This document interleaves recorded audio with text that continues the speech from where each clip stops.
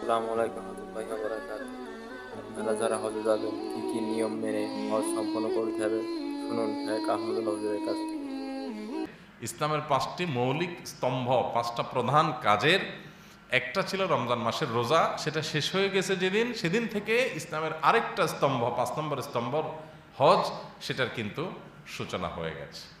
অতএব হজের জন্য কেউ যদি এহরাম বাঁধতে চায়, এখন থেকে সে বাঁধতে পারে। আল্লাহ বলেছেন আল হাজ্জু আশহুরুম মালুমাত, হজ হলো কয়েকটি মাসে পালনযোগ্য ইবাদত। হজের মূল কাজ যদিও জিলহজের 8 থেকে 13 এই 5-6 দিনে হয়ে থাকে, কিন্তু হজের সূচনা, এহরাম পরে হজের উদ্দেশ্যে যাত্রা, হজের উদ্দেশ্যে হারাম এরিয়া ক্রস করে মক্কায় পৌঁছে যাওয়া, এই কাজগুলো শাওয়াল থেকেই মানুষ চাইলে করতে পারে। হজের সিজন শুরু হয়, তো এই জন্য আরেকটি ইবাদতের মহড়া, আরেকটি ইবাদতের প্রস্তুতি এটা শুরু হয়ে গেছে।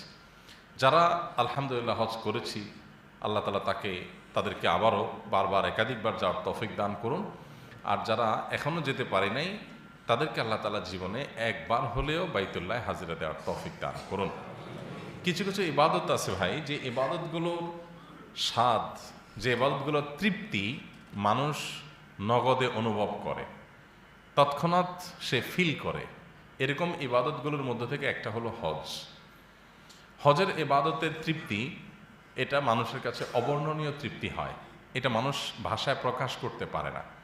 যারা একবার হজ করেছেন তারা জানেন, জীবনে আমরা অনেকে অনেক দেশ ভ্রমণ করেছি, অনেক দর্শনীয় জায়গায় গিয়েছি, অনেকে অনেক সফরের অভিজ্ঞতা আমাদের আছে, কিন্তু বাইতুল্লাহ হজের মাধ্যমে যে অনুভূতিটা আমাদের মধ্যে তৈরি হয়, যে উপলব্ধি আমাদের জাগ্রত হয়, যে অনুভব হয়, সেটা আসলে অন্য কোনো সফর দ্বারাই হয় না।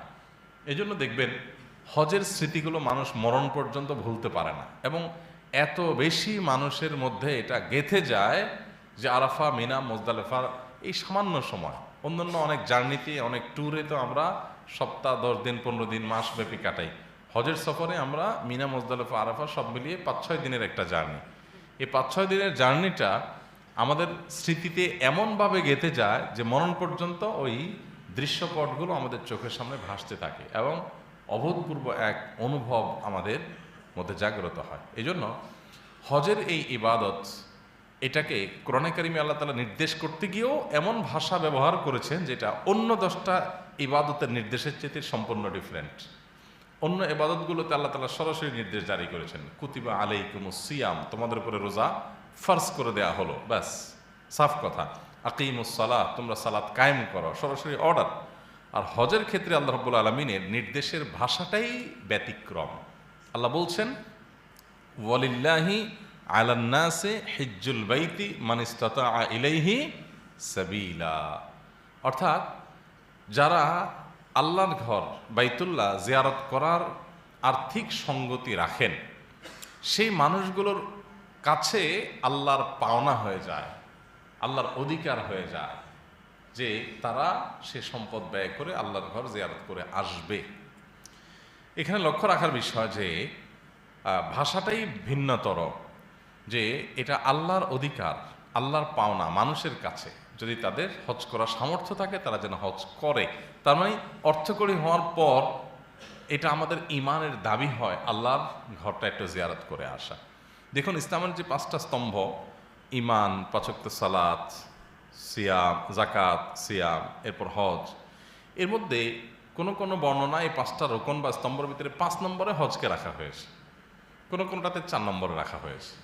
তো 5 নম্বরে রাখা হয়েছে যে বর্ণনাগুলোতে, সেগুলোর ব্যাখ্যা দিতে গিয়ে হাদিস বিশ্লেষক, হাদিস বেত্তা, মুহাদ্দিস ওলামা ইকরাম বলেছেন যে ঈমান আনার পর মানুষ যখন সালাত কায়েম করে, আল্লাহর সাথে একটা রিলেশন হয়, একটা সম্পর্ক হয়, একটা ভালোবাসা তৈরি হয়, এরপর যখন আল্লাহর জন্য সারাদিন না খেয়ে থাকতে পারে, সিয়াম পালন করে, আল্লাহর জন্য আরেক ধরনের ভালোবাসা তৈরি হয়, এরপর আল্লাহর রাহে নিজের সম্পদ ব্যয় করে জাকাত আদায় করে একটা সম্পর্ক তৈরি হয়, এরপর বান্দার মধ্যে আল্লাহর ব্যাপারে আগ্রহ বাড়তে থাকে বাড়তে থাকে।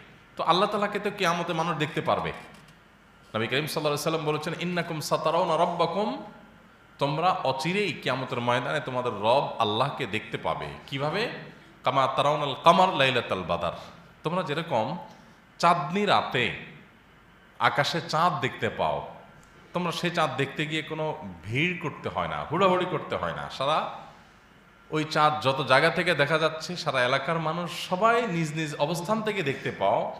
কিয়ামতের ময়দানে বিশ্বের শুরু থেকে শেষ পর্যন্ত সকল ইমানদাররা, বেঈমানরা না, ইমানদাররা সকল আল্লাহর বিশ্বাসী বান্দারা আল্লাহকে দেখতে পাবে। কোনো ভিড় করতে হবে না যে ভিড় করে দেখা লাগবে, এরকম না।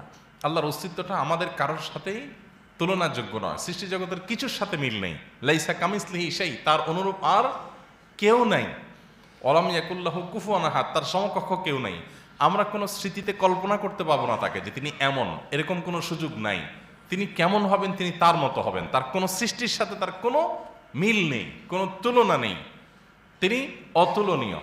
কেমন হবেন, কেমন আছেন, কেমন ছিলেন, কেমন থাকবেন অনাদিকাল পর্যন্ত, আল্লাহর সে অস্তিত্ব, সেটা কিয়ামতের ময়দানে আল্লাহ তাআলা প্রকাশ করবেন এবং ঈমানদাররা শুধুমাত্র দেখতে পাবে। তো আল্লাহ রাব্বুল আলামিনের সাথে এই যে বান্দার একটা নিগুড় সম্পর্ক হয়, ইসলামের 4টা রুকন পালন করার পর এখন আল্লাহর সান্নিধ্য পেতে চায় মানুষ, তখন দেখাতে হবে কিয়ামতে। দুনিয়াতে আল্লাহ তাআলা তার কিছু কুদরতের নিদর্শন দেখবার সুযোগ করে দিয়েছেন হজের মাধ্যমে। যে 4টা স্তম্ভ পালন করার পর আল্লাহ তাআলার কুদরতের, আল্লাহ তাআলার মহাশক্তির কিছু নমুনা দেখতে আল্লাহ তাআলা মক্কাতে হজের উদ্দেশ্যে যাওয়ার জন্য আমাদেরকে আহ্বান করেছে। এজন্য যাদেরকে আল্লাহ তাআলা সামর্থ্য দিয়েছেন, আমরা অনেকে আছি সব কিছু করে শেষে হজটা করি, অর্থাৎ টাকা পয়সা হলেই প্রথমে বিসমিল্লাতে। অবশ্যই আমাদের মাথা গোজার একটা ঠাঁই দরকার আছে, এটা আমরা গুরুত্ব দিয়ে করব। এটা হজেরও আগে করার জিনিস, ঠিক আছে? যে আমার মাথা গোজার যদি কোনো ঠাঁই না থাকে তাহলে আমি ঠাঁই একটা করব, কিন্তু ঠাঁই আছে আলহামদুলিল্লাহ, কিন্তু আমার একটা আট্টালিকা করা দরকার, আমার একটা প্রপার্টি দাঁড় করানো দরকার, জৌলস প্রতিষ্ঠা করা দরকার। সেই কাজগুলো করলাম, ঘর বাড়ি করলাম, ব্যবসা বাণিজ্য করলাম, সব সেট করলাম।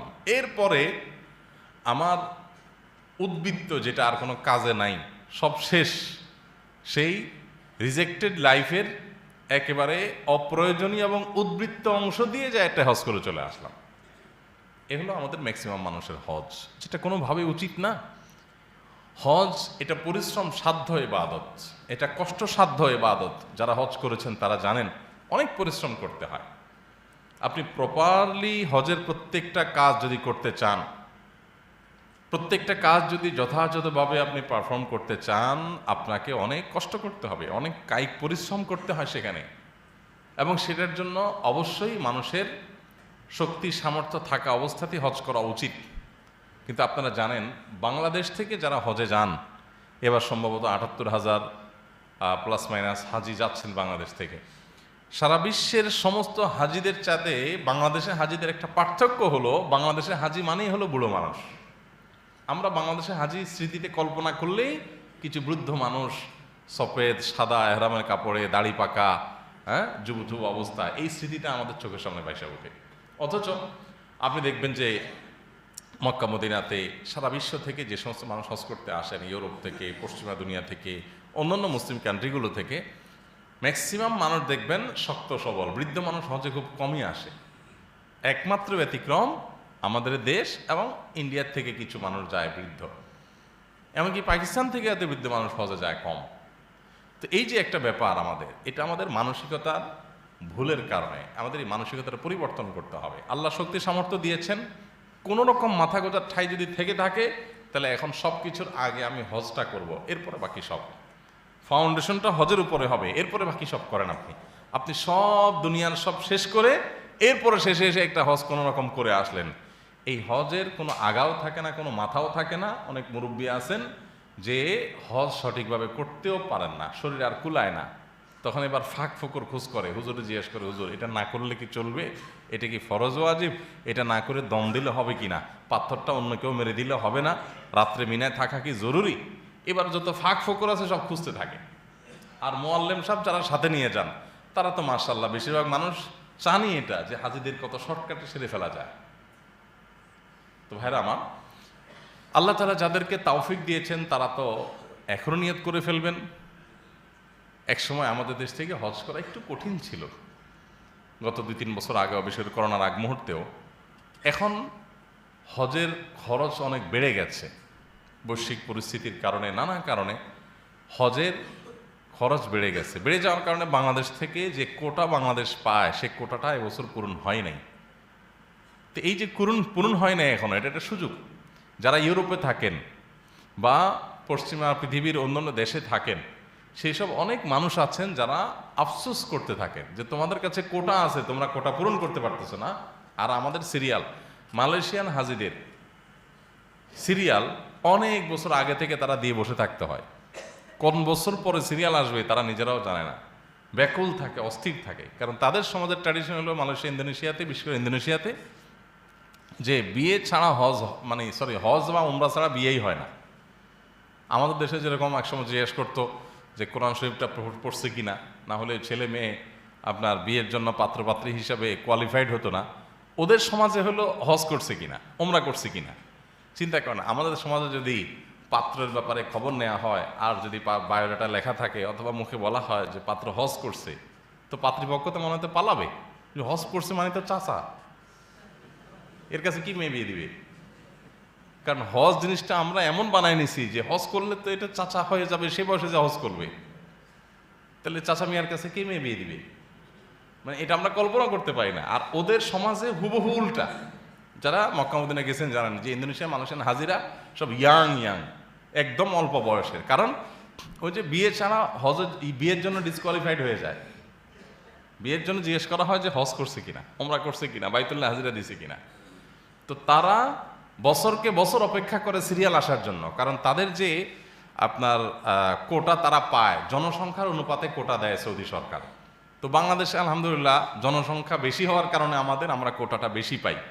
তো আমাদের জনসংখ্যা বেশি, আবার পয়সা কম, মানুষ বেশি, পয়সা কম, যার কারণে কোটা বেশি পাচ্ছি, সেই তুলনায় হজের প্রতি আগ্রহী মানুষ কম। এটা যে কত বড় সুযোগ। বাংলাদেশি যারা ইংল্যান্ডে, আমেরিকায় থাকেন, অন্যান্য দেশে থাকেন, তারা অনেকে দেশে আসেন, পাসপোর্ট বানান শুধুমাত্র হজটা করার জন্য। কেন? কারণ তাদের ওখান থেকে হজ করতে আসলে আমাদের এখান থেকে ডাবল ট্রিপল টাকা লাগে, অনেক সময় অনেক বেশি টাকা লাগে। আবার সিরিয়াল পাওয়া যায় না, বছরকে বছর অপেক্ষা করে সিরিয়াল পাওয়া যায় না। কারণ ওই যে মুসলমানদের সংখ্যা কম হওয়ার কারণে কোটা অনেক কম পায়। এই যে সুযোগটা আছে, এই সুযোগটা আমাদের হাতছাড়া করা উচিত না। এখন 7-8 লাখ টাকা লেগে যাচ্ছে হজ করতে, 6.5 লাখ, 7.5 লাখ, 8 লাখ লেগে যাচ্ছে। কিন্তু বেশি দিন আগের কথা না যে 3 লাখ 4 লাখ টাকা হজ করা গেছে আমাদের দেশ থেকে, বেশি দিন আগের কথা না। তো 15-16 সালের দিকেই এই অল্প টাকা হজ করা গেছে। মাত্র এই কয়েক বছরের ব্যবধানে আকাশ কুসুম ডাবল হয়ে গেছে, ডলারের দাম অনেক বেড়ে গেছে, হ্যাঁ, অনেক খরচ অনেক বেড়ে গেছে হঠাৎ করে। এই কারণেই কিন্তু নবী সাল্লাল্লাহু আলাইহি ওয়াসাল্লাম বলেছেন, তাআজ্জালু ইলাল হজ, তোমরা হজ তাড়াতাড়ি করো। মানে ফরজ হয়ে গেলে কারোর আর দেরি করিও না যে ওইটা শেষ করে নেই, মেয়েটা বিয়ে দিয়ে নেই, বিল্ডিংটা উঠায় নেই, আরেকতলা করে নেই, ওই ব্যবসাটা ডেভেলপ করে নেই। এই সমস্ত নানান ছুত অজুহাত দিয়ে হজকে বিলম্ব করবে না, বরং হজ ফরজ হওয়ার পর তাআজ্জালু, তোমরা হজ দ্রুততার সাথে করো। কেন? ফাইন্নাহু লা ইয়াদরি আহাদুকুম মা ইয়াহদিসু লাহ, কারণ তোমাদের কেউই জানে না যে তার জন্য কোন বিপদ অপেক্ষা করছে, যেটার কারণে সে হজ করতে পারবে না। এখন আপনি বিলম্ব করছেন, যা ধরেন 14-15 সালে 4-5 লাখ টাকা বা আরও কম 3-4 লাখ টাকা যখন হজ করা গেছে, তখন আপনার কাছে 3-4 লাখ টাকা ছিল, কিন্তু আপনি করছি করে করলেন না।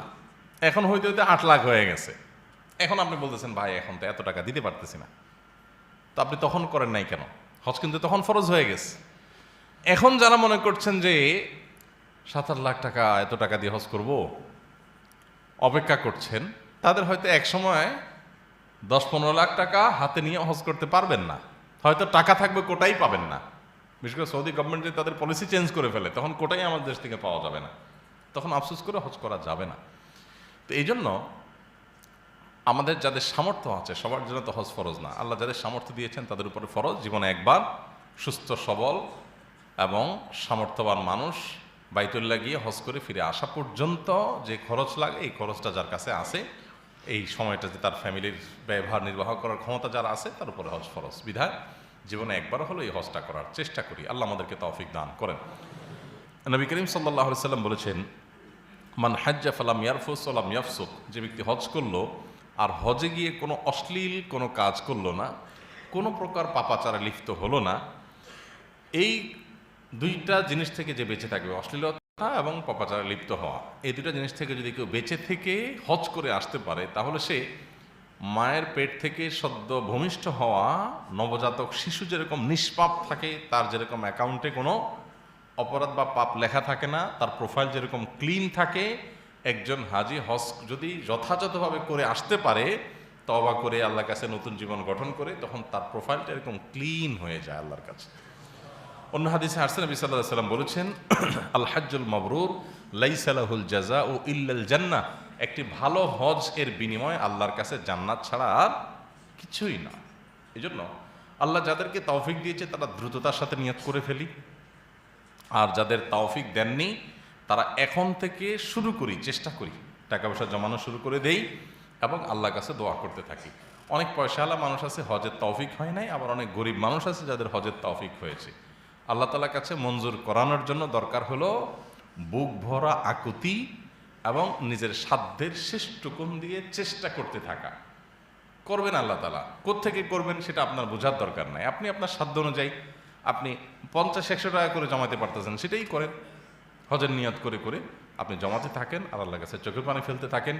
দেখুন, হজ এমন একটা ইবাদত, বাহ্যিকভাবে মনে হয় যে এখানে অর্থ খরচ হচ্ছে, লাখ লাখ টাকা খরচ হচ্ছে, কোনো আমার আউটপুট আসছে না, আমি অনেক টাকা খরচ করছি, ইনপুট দিচ্ছি, কিন্তু বাহ্যিকভাবে এটার কোনো প্রফিট আসছে না, এটা বাহ্যিকভাবে মনে হয়।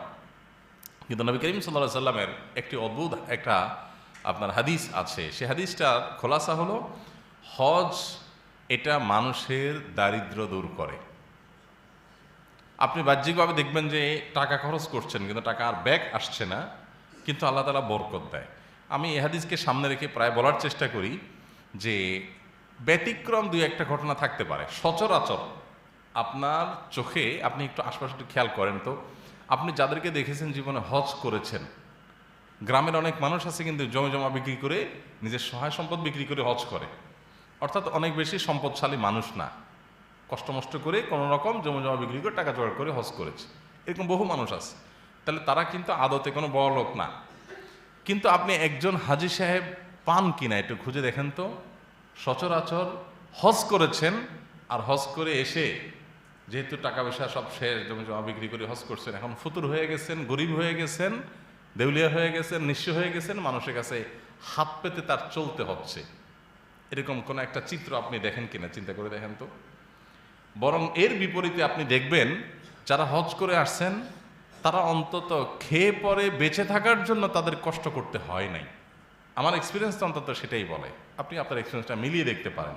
ব্যতিক্রম খুব রেয়ার কেস থাকতে পারে, সেটাও আমার চোখে পড়ে নাই, যে হজ করেছে, যেহেতু হজ অনেক টাকা খরচ হয়েছে, বেচারা নিঃস্ব হয়ে গেছে, এখন মানুষের কাছে হাত পেতে পেতে চলা লাগে, এরকম কোনো হাজী সাহেব দেখছেন আপনারা?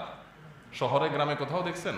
আল্লাহ রাব্বুল আলামিন অভূতপূর্ব বরকত দিয়ে থাকেন এর মধ্যে এবং হেদায়েত দিয়ে থাকেন এর মাধ্যমে। এজন্য এটাকে বিলম্ব করা উচিত না ভাই। শয়তান আমাদেরকে কয়েকটা কথা বলে ধোঁকা দেয় হজ উপলক্ষে। এর ভিতরে একটা হলো যে আমরা ছোটবেলা থেকে শুনতাম যে বিয়ের উপযুক্ত মেয়ে থাকলে হজ করা যায় না, আগে মেয়ে বিয়ে দিতে হয়, তারপরে হজ করতে হয়। তো এগুলো মন গড়া কথাবার্তা, এগুলোর কোনো ভিত্তি কোরআন হাদিসে নেই। মেয়ের বিয়ে দিতে হবে সেটা আপন জায়গায় ঠিক আছে, হজ করতে হবে সেটাও ঠিক আছে, একটার সাথে আরেকটা শর্তযুক্ত না যে এটা ছাড়া এটা করা যাবে না। মেয়ের বিয়ে তার নসিবে যখন হবে তখন বিয়ে হবে, আপনি চেষ্টা করতে থাকবেন। এমনকি আপনার অগোচরেও হতে পারে, আপনি যাওয়ার সময় অনুমতি দিয়ে যেতে পারেন। এক সময় হজ করতে যেতে মাসকে মাস লাগতো, মানুষ পায়ে হেঁটে যেত, আপনার পানির জাহাজে করে যেত, ভেঙে ভেঙে যেতে হতো, আর ফিরে আসবে কিনা জানতো না, তখন মানুষের এগুলো অনেকটা দুশ্চিন্তার কারণ হতো। এখন তো হজ করতে যাওয়া এত সহজ যে বাংলাদেশের বিভিন্ন প্রান্ত থেকে ঢাকায় আসতে যত সময় লাগে, মক্কায় পৌঁছাইতে বাংলাদেশ থেকে তার চাইতে কম সময় লাগে। 6-7 ঘন্টার মধ্যে মক্কায় পৌঁছে যাওয়া যায়। বাংলাদেশে অনেক জেলা থেকে ঢাকা আসতে 8 ঘন্টা 10 ঘন্টা লাগে। তাহলে এখন এই সমস্ত অজুহাত দেওয়ার শরীরে যুক্তি তো কোনো কালেই ছিল না, আর সাধারণ যুক্তিও নাই, যার কারণে কোনো অজুহাত দিয়ে হজকে বিলম্ব করা উচিত না। আবার অনেকে আছে, আমরা ইয়াং মানুষ, মাশাআল্লাহ ব্যবসা বাণিজ্য করেছেন, আল্লাহ তাআলা বরকত দিয়েছেন, হজ করার মতো টাকা হয়ে গেছে, কিন্তু হজ করেন না। কেন হজ করেন না? কারণ তিনি শুনছেন যে হজ করলে আর কোনো গুনাহ পাপের কাজ করা যায় না।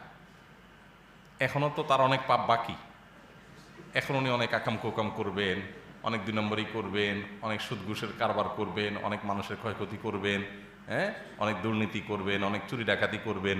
তো চিন্তা করেন এত সকাল হাজি হয়ে গেলে তাহলে আমার এগুলো কেমনে করব? এই জন্য আর হজ করে না। আমি এদের উদ্দেশ্যে বলি, ভাই আপনাকে কোন হুজুর এই মাসালা শিখাইছে? আমি কোরআন হাদিসের কোথাও পাই নাই যে হজ করলে আর কোনো অপকর্ম করা যাবে না, কোথাও লেখা নেই। কোরআন হাদিসের কোথাও এটা লেখা নাই যে হজ করলে আর কোনো আকাম করা যাবে না। কে বলছে আপনাকে? কেন টেনশন করতেছেন আপনি? তার মানে কি অপকর্ম, গুনাহের কাজ, পাপের কাজ সেটা হজ করলেও করা যাবে না, হজ না করলেও করা যাবে না। এখন আপনার কথা দ্বারা বোঝা যাচ্ছে হজ করার আগ পর্যন্ত আকাম কুকাম করা যায়। এখন করে ফেললে তো আমি আটকে যাব, সো একটু আর একটু করে নেই, শেষে একটু হজ করে দিয়ে দিব, শেষ। ঘুষের কারবার করেন, আট্টালিকা পাহাড় গড়ে ফেলতেছেন, এরপরে শেষের দিকে এসে অপেক্ষা থাকেন রিটায়ারমেন্টে কখন যাবেন। কারণ রিটায়ারমেন্টের আগ পর্যন্ত তো টাকার মেশিন চলতে থাকে। রিটায়ারমেন্টের পর তো কেউ ডাক দিয়ে মানে না চাও খাওয়াতে ডাকবে না। আর রিটায়ারমেন্টে যাওয়ার আগ পর্যন্ত বস্তা ভর্তি করে নিয়ে যাবে, সার করবে। এরপর তো মানুষ নামও জিজ্ঞাসা করবে না কে। এই জন্য ওই পর্যন্ত ওপেন রাখে যে আকাম কুকাম সব ওই পর্যন্ত করে নিই। রিটায়ারমেন্টে যাওয়ার পরে বিসমিল্লাহ পড়ে আয়েশা বলে, হুজুর এবার আল্লাহর ঘরে একটু যাব, দেখেন ব্যবস্থা করে দেন। হুজুর ব্যবস্থা করে দেয়, মক্কা শরীফ থেকে দাড়িটাই রাখি দেয়, ওখানে বসেই নিয়ত করে ফেলায়, হুজুর আর হাত দেবো না ইনশাল্লাহ, বহুত করছি আকাম, এবার লাইনে চলে আসছে আলহামদুলিল্লাহ, মরণ সামনে, এবার সুন্দর করে লম্বা দায় নিয়ে আসে। আরেকটু যদি ভালো হয় তাহলে আয়েশা বলে, হুজুর হস্ত আল্লাহ করাইছে, এবার দেখেন তো একটা মসজিদ মাদ্রাসা দেওয়া যায় কিনা, আমার একটা জমি আছে, আপনি করেন, টাকা পয়সা যা লাগে আমি দেবো। তো দিয়ে দেয়। এবার উনি হাজির সাহেব হয়ে যায়, সভাপতি সাহেব হয়ে যায়, সেক্রেটারি সাহেব হয়ে যায়, মসজিদ মাদ্রাসার সামনে যা বসে থাকে, তসবি একটা নিয়ে নেয়, হুজুরদেরকে মাঝে দাওয়াত দিয়ে খাওয়ায়, মাহফিল একটা করে, হুজুররাও নারায় তাকবীর, হাজির সাহেব জিন্দাবাদ দিতে থাকে। হাজির সাহেব তো মোছে তেল দিতে থাকে যে জান্নাত আমার ঠেকায় কে? চুরি দাঁড়ি ডাকাতি, 2 নম্বরই, খুন খারাপি, মানুষের হক নষ্ট, যত যা আছে সব আকাম কুকাম করছি। এখন যত কালো টাকা কামাইছি একটা হজ সিল মারে দিলাম, একটা মসজিদ মাদ্রাসা করে দিলাম, হাজির সাহেব হয়ে গেলাম। এখন হুজুরদেরও টাকা পয়সা দিয়ে কিনা শেষ, হুজুররাও আমারে সবাই নারায় তাকবীর দেয়, জিন্দাবাদ দেয়, হাজির সাহেব বলে। তো এখন আর ঠেকায় কে? আগের যা আঁকা কুকাম করছি, এই যে কিছু দান সদকা করছি, এগুলো করে টোরে সাদাগুলো সব কালোগুলো সব সাদা হয়ে গেল, কাটাকাটি হয়ে গেল, এখন আমার জান্নাতে ঠেকে। মুগুর নিয়া ফেরেশতারা কবর থেকে নিয়ে একেবারে পুলসিরাত পর্যন্ত প্রতি পদে পদে বড় বড় মুগুর নিয়ে দাঁড়ায় আছে। দেখেন চান্দো মুছে তাল দিয়ে আসছো আগাম করে, যে সারা দুনিয়ার সব মৌলবীদেরকে খাওয়ায়া হুজুরদের মুখ থেকে পাম্পট্টি আদায় করতে পারো, এটা সোজা। আল্লাহ সুবহানাহু ওয়া তাআলার কাছে প্রশংসাপত্র পাওয়া এত সহজ না, এ রাস্তাটা এত মসৃণ না, এ রাস্তাটা এত সহজ না। এখানে তওবা করতে হয়, খাঁটি অন্তরে তওবা। 2 নম্বর পথে কামাই করা সমস্ত টাকা দান করতে হয়। এক লোক বাংলাদেশে একজন বড় আলেমের কাছে গেছেন, যে বলছে, হুজুর আমার জাকাতের হিসাবটা একটু করে দেন তো, আমি আপনার মাদ্রাসা কিছু জাকাত দিতে চাই। তো হুজুর ওনার খুব ক্লোজ ছিলেন, অনেক বড় ব্যবসায়ী, শিল্পপতি মানুষ। পরে বলতেছে, ভাই মনে কিছু করেন না, আপনার তো জাকাত আসে না। বলে যে বলেন কি জাকাত আসে না? মানে আমার শত শত কোটি টাকার সম্পদ। বলে যে বুঝছি আমি, জাকাত আসে না, কারণ চোরাই টাকায় জাকাত আসে না। চোরাই টাকা কি আসে না? এ টাকার মালিক তো আপনি না, জাকাত আসবে কোত্থেকে? কার টাকায় কে জাকাত দেয়?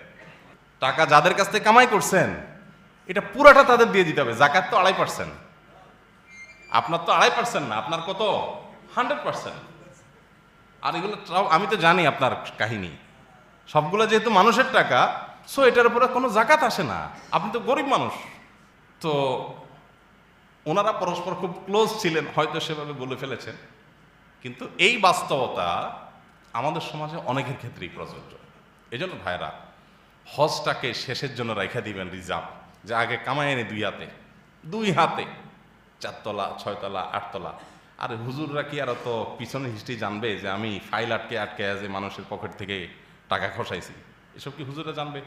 হুজুর দেখবে মসজিদে 50,000 দিকে হুজুর বলবে নারায়ে তাকবীর, মাশাআল্লাহ, মারহাবা, আল্লাহ হাজী সাহেবের জান্নাত পার করে জাহান্নামে পৌঁছায় দেয়। হুজুর তো এটা বলবে, কারণ হুজুর তো অতটুকু জ্ঞান গেছে। আল্লাহ তো ত্রিকালদর্শী।